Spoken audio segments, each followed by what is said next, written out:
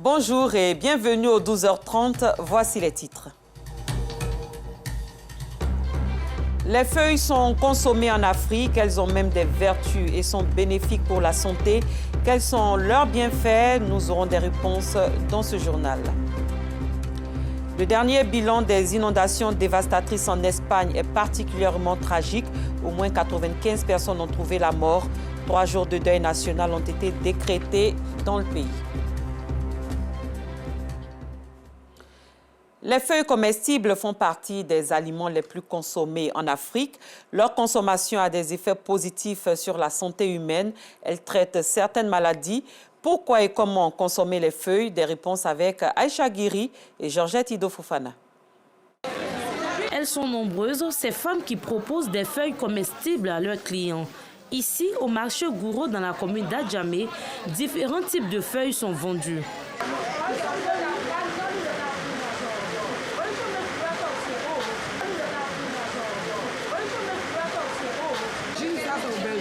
Safia, vendeuse de feuilles depuis plus d'une quinzaine d'années, en sait beaucoup sur ses bienfaits. Feuilles de socor, ça donne le sang, ça lave le sang. Si tu n'as pas la force, tu manges, ça donne le sang. Même si tu es parti à l'hôpital, quand on te dit que tu n'as pas le sang, tu viens payer socor pour aller préparer, c'est doux. Quand tu manges là, c'est doux. Et puis ça te soigne. Tous les feuilles soignent. Tu prépares feuilles d'aubergine, avec fouet, tu manges, ça baisse la tension. Maintenant, si la tension la baisse, tu manges socor, taro, épinards, ça remonte le sang. La sauce feuille est la sauce préférée d'Honorine. Les feuilles là, quand nous mangeons, ça lave le sang. Ça fait que tu digères bien. Et ça fait aussi que tu vas bien à la selle. Donc ça ne consume pas, mais tu es à l'aise dans les feuilles. C'est pourquoi nous les mangeons beaucoup. Je veux dire à mes soeurs, si elles viennent au marché, là, elles n'ont qu'à toujours acheter les feuilles. Faut pas elles vont penser que les feuilles, là, c'est pour manger simplement. Les feuilles donnent le sang, ça donne la santé. Direction la commune de Cocody, au quartier Angré. Ici, Mohamed Sissé, confronté à un problème de santé, a eu recours à des feuilles qui lui ont fait beaucoup de bien. Au moment, je ne me sentais pas bien, j'avais des vertiges, une migraine forte. Et mon père a décidé de me faire consommer que de la sauce feuille à la maison. Depuis moi, je consomme les feuilles, sauce feuille. Et je constate aujourd'hui que ça me fait beaucoup de bien. Ça facilite ma digestion, ça me met encore plus en forme. Même quand je prends pour faire le sport, ça m'évite même la constipation. Donc moi, je conseille à tout le monde de consommer sauce feuille. J'ai commencé à me sentir très bien, Dieu merci. Aujourd'hui, ça est derrière moi. Le professeur Urupu Mbambe Jacques, nutritionniste, ne dit pas le contraire. Il revient sur les bienfaits de la consommation de feuilles pour la santé. En Afrique, vous allez vous rendre compte que nous consommons par exemple les feuilles, que ce soit de l'épinard, des patates, que ce soit je ne sais pas quoi, les tarots, tout ce que nous avons, nous consommons beaucoup de feuilles. Mais ça vient plutôt répondre à un besoin. Parce que notre corps, nous avons par exemple besoin de ce qu'on appelle la vitamine B9. La vitamine B9, on le retrouve dans la plupart des feuilles que nous consommons. Lorsque une femme enceinte a des carences criardes en vitamine B9, ça va créer par exemple un faible poids à la naissance, un décollement prématuré du placenta. Ça peut même créer par exemple également de l'avortement spontané. Le problème de la consommation de tout ce qui est sauce feuille, c'est aussi la cuisson. Parce que lorsque on les cuit véritablement, c'est-à-dire une cuisson, logiquement, ça doit être une cuisson douce, une cuisson à la vapeur. Mais souvent, c'est hyper cuit. Et quand c'est hyper cuit, nous perdons une bonne partie des éléments nutritifs qui se retrouvent dans notre sauce. L'idéal, c'est d'avoir, par exemple, une assiette de crudité à côté. Comme ça, le cru va venir compenser les pertes pendant la cuisson. Les bienfaits des feuilles comestibles ne sont plus à démontrer. Elles font partie des alliés sûrs de la santé et le resteront encore plus longtemps, tant qu'il aura des feuilles. Les feuilles sont donc à consommer sans modération. La Fondation africaine pour la paix par le développement, FAPD, mène depuis un mois une campagne de sensibilisation contre le cancer du sein et du col de l'utérus. Le dernier jour de cette campagne a été marqué par une marche de la commune de Cocody à celle du plateau. On en sait plus avec Georgette Ido Fofana. Entamer un mois de sensibilisation contre le cancer du sein et du col de l'utérus dans certaines communes du district d'Abidjan, c'est ce à quoi s'est attelée la Fondation africaine pour la paix et le développement. Cette association entend contribuer de manière significative à l'élan de solidarité et de la lutte contre le cancer du sein et du col de l'utérus. Je voudrais dire à toutes mes sœurs, mes filles, mes mamans, à toute la population qu'il faut se dépister. Le cancer, c'est une maladie, c'est vrai, qui est très grave. C'est un fléau qui ravage actuellement le genre et dans le monde. Mais si on se dépiste assez tôt, on peut en guérir si on prend le cancer à la base. Les membres et sympathisants encouragent l'initiative. C'est très bon, j'encourage la population à se faire dépister à la maison et puis dans les centres de dépistage, aussi en consultation aussi des professionnels de la santé. La phase d'apothéose de cette sensibilisation a été marquée par une marche et une séance de fitness.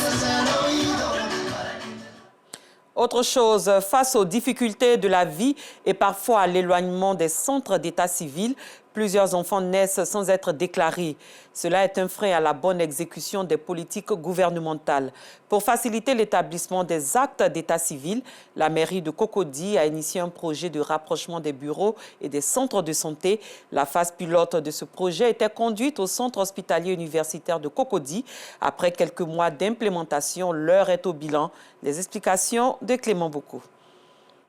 Une délégation composée de conseillers municipaux à la mairie de Cocody, de représentants de l'UNICEF et d'agents du CHU de Cocody en visite dans les bureaux d'état civil installés au sein du centre hospitalier universitaire de Cocody. Lorsque l'état civil n'est pas bien maîtrisé, on ne peut pas concevoir des projets de développement dans un état. Et donc c'est vraiment important que toutes les naissances soient enregistrées. Et il y avait des contraintes qui empêchaient certaines familles d'aller jusqu'à la déclaration de naissance, notamment la distance pour aller déclarer. Mais avec l'installation au sein du CHU de Cocody d'un bureau d'état civil, ce sont des procédures qui sont facilitées. Partenaire du projet, l'UNICEF et une banque néerlandaise. C'est vraiment extrêmement important ce travail que l'UNICEF fait ensemble avec l'hôpital ici, d'enregistrer les enfants à côté de l'hôpital pour rendre cette procédure administrative aussi facile que possible pour les parents et pour le faire immédiatement après la naissance. Pour la mairie de Cocody, vu la bonne marche du projet pilote, le projet va s'implémenter sur l'ensemble de la commune. Les bureaux d'état civil et de décès sont présents depuis une année au CHU de Cocody. Et bien entendu, avec notre partenaire stratégique qu'on a, qui est l'UNICEF, nous allons bien entendu le déployer sur tout l'étendue de la commune de Cocody, à travers les différents centres de santé, afin de faciliter l'accès, bien entendu, au service d'état civil à nos administrés. Ce projet va dans la droite ligne des objectifs du gouvernement, c'est-à-dire la décentralisation de tous les services de l'État. L'association Super Mémé a organisé l'édition 2024 de la cérémonie de distinction Super Mémé de Côte d'Ivoire. C'était le week-end dernier dans la commune de Treichville. Cette activité vise à promouvoir la beauté des personnes du troisième âge. Bienvenue, Kwao. Ces femmes voient toujours la vie en rose. Elles ne se laissent pas distraire par leur âge. Bien au contraire, elles participent à ce concours de beauté destiné aux femmes du troisième âge. Dénommée Super Mémé de Côte d'Ivoire, cette initiative de l'association Super Mémé vise à sensibiliser la société à prendre soin des personnes du troisième âge. Nous avons vu aujourd'hui des mémés de toutes les confessions religieuses, sociales, politiques, autour de la solidarité. C'est un sentiment de satisfaction parce que toute la Côte d'Ivoire est représentée. Occasion pour Karim Ouattara, parrain, d'encourager ces femmes. Il faudrait interpeller la société donc, à prendre soin des personnes du troisième âge. Ce sont des personnes vulnérables qui hier ont constitué, donc, qui ont été des géniteurs ou des génitrices pour les femmes. Les génitrices, il ne faudrait pas qu'on soit maintenant une menace pour ces personnes qui sont devenues fragiles. L'association Super Mémé, à travers ce concours de beauté, veut encourager les femmes du troisième âge à continuer de savourer la vie. Direction Agboville pour parler cette fois religion, des moments de prière pour sensibiliser à la paix. Les détails avec Pargasoro Kone de Madongi. Place publique du quartier Koko, commune de Rubino, région de l'Anyébi-Tiassa. Guide religieux, prédicateurs, moukadam et fidèles musulmans réunis pour prier pour la cohésion et pour des élections apaisées en Côte d'Ivoire en 2025. Pour les organisateurs, cette rencontre islamique, une opportunité pour inviter filles et fils de la région, leaders communautaires, mais aussi guides et fidèles des autres obédiences religieuses, à être des ambassadeurs de paix et des acteurs de la non-violence. Je demande à tous les musulmans, musulmanes, de véhiculer ce message, de changer son comportement, d'aimer le prochain, d'installer l'amour entre nous et la bonne cohabitation. Imams et fidèles se réjouissent de cette activité hautement spirituelle. Ils félicitent et encouragent les initiateurs. C'est très important parce qu'il faut prier pour la Côte d'Ivoire. À travers les bénédictions de cette nuit bénie, nous prions Dieu, l'Éternel, de nous guider sur le droit chemin, de nous guider sur la paix. Que Dieu bénisse la Côte d'Ivoire. Très bonne impression que ces gens de cérémonie ont plus envie pendant longtemps. Cette activité s'inscrit dans le cadre de l'édition 2024 du Giga Maoulid de Rubino, placé sous l'autorité spirituelle de Cheikh Amara Doumbia. On s'intéresse à l'Abissa 2024. Le mardi de l'Abissa est qualifié de sacré et c'est ce jour que Sa Majesté Aoulaye Amontanoué, roi d'Enzima Kotoko de Côte d'Ivoire, effectue sa première sortie publique. Et cette année, les rois Nzima de Tiapoum, d'Azuriti, du royaume Baoulé et du Ghana ont effectué le déplacement pour témoigner leur attachement à ce rendez-vous culturel incontournable de la Côte d'Ivoire. Davis Oyou. Ambiance des grands jours au palais royal du Grand Bassam.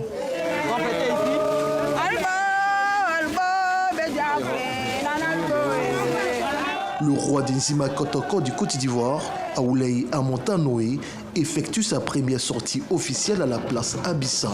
C'est le lieu pour le monarque de communier avec son peuple.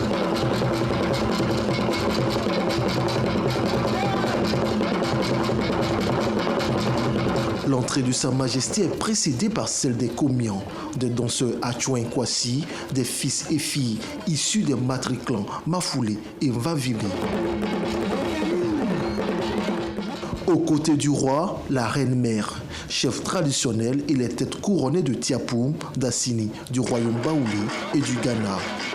Tous assistent aux différentes prestations menées par la famille dépositaire de l'Abissa, les Mvavili. Chaque famille revêtue de ses attributs démontre son aisance au son et au rythme du deuxième tambour femelle, le tamalé ou tondoba, et seconde épouse du tam-tam sacré, le ndo ongolé.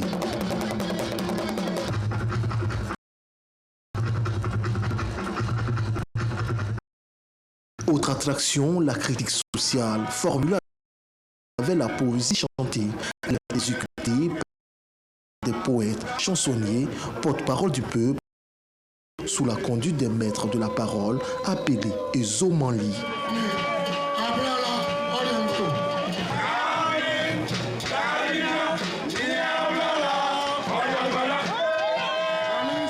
La critique sociale matérialise l'existence de la politique et de la démocratie dans nos cultures africaines et la dimension démocratique de l'Abissa. Cette journée est appelée le sacré de l'Abissa. À l'étranger, en Guinée, le gouvernement a annoncé la dissolution de 53 partis politiques, une décision qui fait suite à une campagne de recensement et d'évaluation lancée en juin dernier par le ministère de l'Administration territoriale. Après plusieurs mois d'enquête, le verdict est tombé. Sur les 174 partis examinés, aucun ne répond entièrement, selon le ministère, aux normes requises. Certains ont été dissous, tandis que d'autres ont été suspendus. Pour justifier cette décision, plusieurs arguments ont été avancés, absence de validité d'agrément ou encore manque de transparence sur la comptabilité. Ces formations politiques disposent de 3 mois pour régulariser leur situation.